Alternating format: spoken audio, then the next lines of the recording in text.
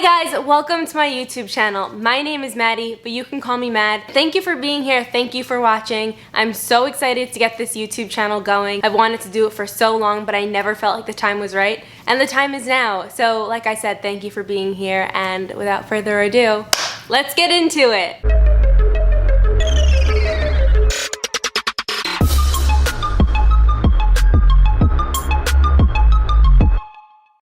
Today, I'm going to be talking about what it was like to be gay in a sorority, how to come out in a sorority, and my story. A little bit about my experience so that you can get to know me. I feel like so many people ask me this question, so why not just start my YouTube channel off by talking about the most asked thing, which is, what was it like being gay in a sorority? It's a hot topic. So I think this video is so important because I've seen the impact that I have made on the people around me and the people who watch me. I don't have to necessarily know them personally, but people see my story and me and my girlfriend, how we came out being gay on campus at the University of Delaware in Alpha Epsilon Phi, and they are inspired, and I really take pride in the fact that we were kind of trailblazers.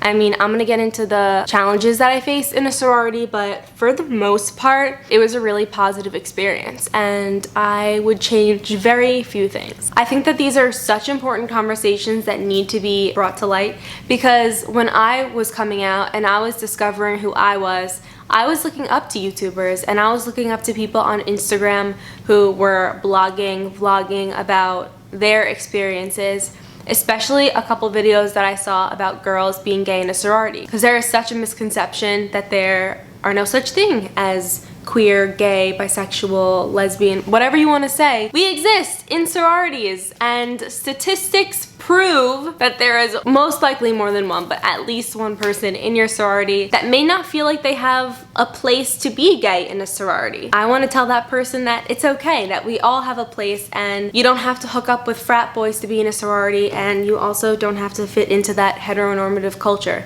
You can be yourself and you can be really happy. I graduated in June 2019, fairly recently, and I became a member of Alpha Epsilon Phi, the Phi Chi chapter at UD, February 2016, so my second semester freshman year. There are so many things that I loved about being in a sorority, and there are also some things that I would change. But first I want to talk about my girlfriend and how I discovered that I may like girls. I've always had gay friends, so it was never something that was like a foreign idea to me. I just never thought that that would really be my reality until I hooked up with my first girl. And me and that girl started dating. It did not take long, and it changed everything. We were in a closeted relationship for a year. Yes, one full year of keeping it one big ass secret. We lived next to each other as neighbors for 2 semesters. Like I said, that full year that we were in the closet, we lived next to each other, and it was certainly suspicious. We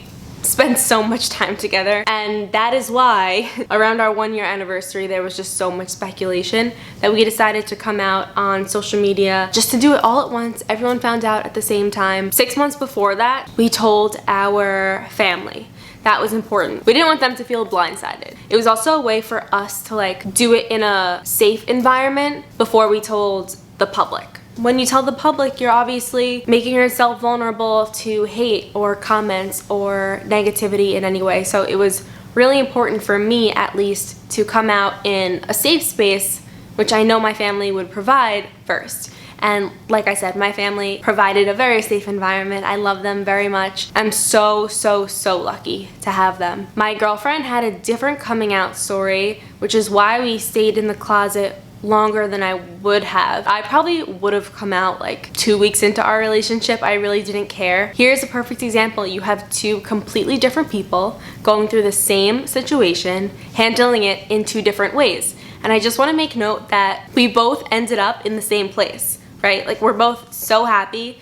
We are both successful. Everything turned out okay for us, but it was very different, and that's okay. Not everyone is going to handle it the same way. She wasn't as comfortable as I was, so it was a lot easier for me. I've always kind of had the attitude of like, if you don't like it, the door's that way. I don't put up with much bullshit. I'm super bold and I'm hard-headed, and that's kind of just the way I came out of the womb. No, but coming out for me was a lot easier than coming out for her. And if you love somebody, you will have patience, and I loved her a lot. I love her a lot, and that's what I did. So we waited 6 months to tell our family, and then a year to tell everybody else. Once it's on social media, there's no turning back. If you have your Instagram set up as like a business account, then you can see insights. One of those insights tells you how many people share your posts. And let's just say that those 2 posts had a lot of shares. When we came out, I posted this, and she posted that. Super cute. That's pretty much how the world found out. But those 2 posts had a lot of shares, and it's really easy to get caught up in your head thinking about, why is somebody sending this to somebody else? What are they saying? Why do they care? Who are they sending it to? Obviously, it doesn't tell you any of that stuff, so it's really easy to get caught up in your head overanalyzing and thinking about that. And that's definitely a challenge that I've had to overcome. I guess that just comes with confidence, not caring what other people think, which I think I've mastered at this point, which is pretty good.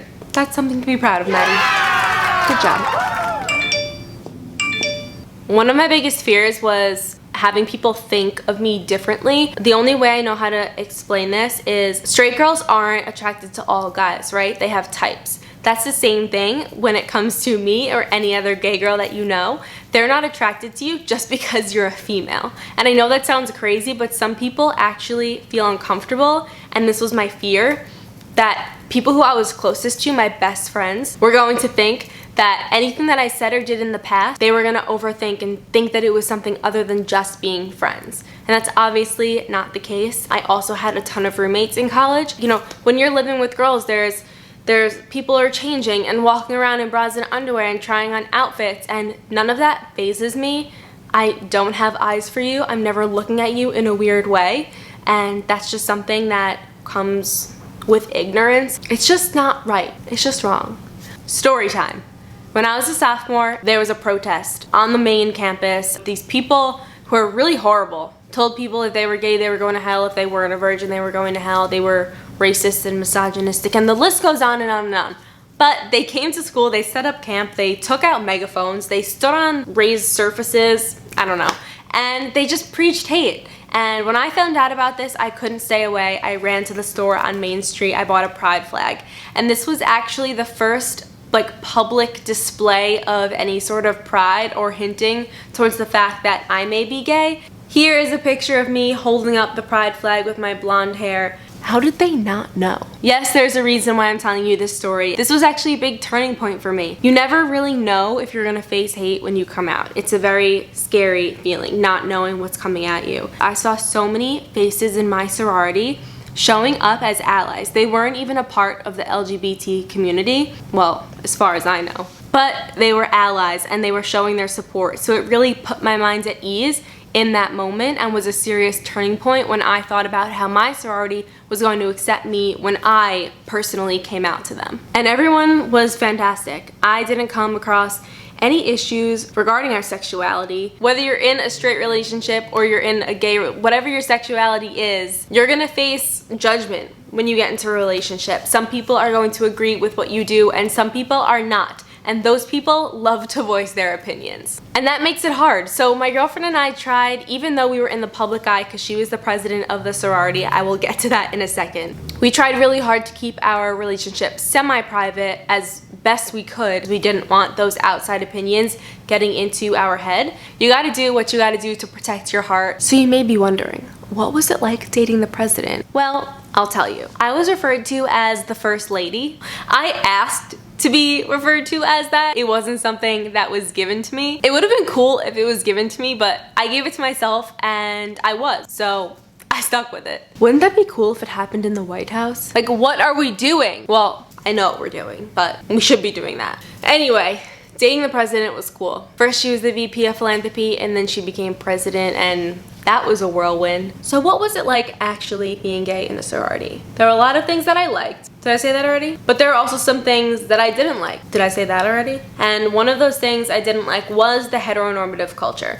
And I knew what I was getting myself into, but there is one circumstance and situation that I will talk about right now that made me really upset. In the beginning of the semester, we have a crush party, which is just a date party. You bring a date. The second party is like a themed date party. And the third, at the end of fall semester, is semi-formal. At the end of spring semester, it's formal. So there's approximately 3 a semester each time you bring a date. You don't have to. If you wanted to bring a date before 2018, it pretty much had to be a boy. Now the reason for this was because they wanted to keep the ratio of boys to girls the same, which makes a lot of sense. If the year is 1930, but it was 2018, and some really awesome, courageous, brave people stood up and said, this is absolutely insane. Why aren't we allowed to bring girls? Let me just clarify something. You could bring a girl, you had to ask for like permission. I know this sounds crazy. It could be like a camp friend or a friend from home or a sister who graduated and was a member of the sorority, but for the most part it had to be a boy.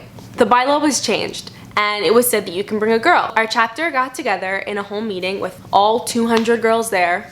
They announced it as if it was something that was really serious that we needed to talk about because shit was about to hit the fan. The only thing that had to be said was the bylaw was changed. It's 2018. You can bring whoever you want. In reality, this bylaw had good intentions, but if you do the math, it doesn't add up. So basically, they said you can bring a girl, but it has to be someone you're crushing on. They weren't actually saying don't do it, but they were kind of discouraging it because they wanted the ratio of boys to girls to be equal, and they didn't want you messing around by bringing a friend just because it says now you can bring a girl. The point was they wanted it to be somebody you're crushing on. So who, a lesbian or bisexual girl in a sorority, would want to bring a girl to a date party if it was gonna out her? Am I the only one who thinks that this doesn't make sense?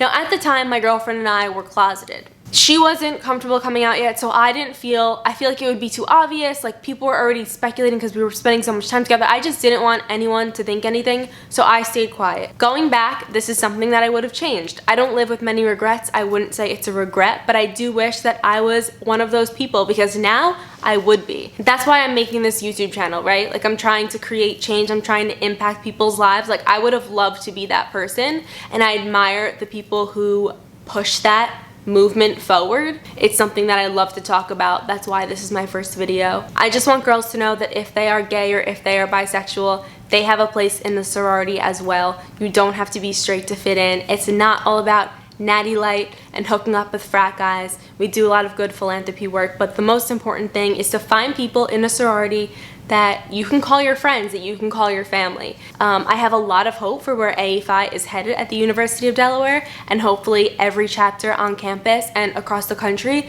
will soon follow. PDA was also something that I was worried about. Right now, I would scream it from the rooftop that I love her. I would kiss her on the street, but when we first came out, I was nervous going to a date party about kissing her on the dance floor. When everyone else was making out with their frat boy date, why did I have to be the one who's nervous about kissing somebody that I love? I know a lot of people who feel that way. It's just when you're a minority and you're surrounded by people who are the majority, it's hard to not feel self-conscious. Just know that it's normal, and I went through it. This past date party, I wasn't there. I was working. I would have loved to be there. There were like many girls who brought their dates who were females as well, and it makes me so happy. Holy shit, like I wish that I was there. That is so amazing to see just how far we've come in 2 years. It's really awesome when people are like, you're so confident, like I just wish I could be like you. And I'm like, really? You should have seen me in 2017. No, but everyone has their story, and I appreciate you. If you made it this far, you're a real one. I appreciate you listening to what I have to say. We all need someone to talk to, so the reason I created this channel was to talk to people. DM me on Instagram, shameless plug right here. Follow me at Maddie Hollander. Let's be friends. And subscribe to my YouTube channel, guys, because this is gonna be a wild ride. I have so many fun things planned. Fun stuff! And I'm a fun girl, so subscribe. Click the like button, turn on those notifications. I'm out. Peace.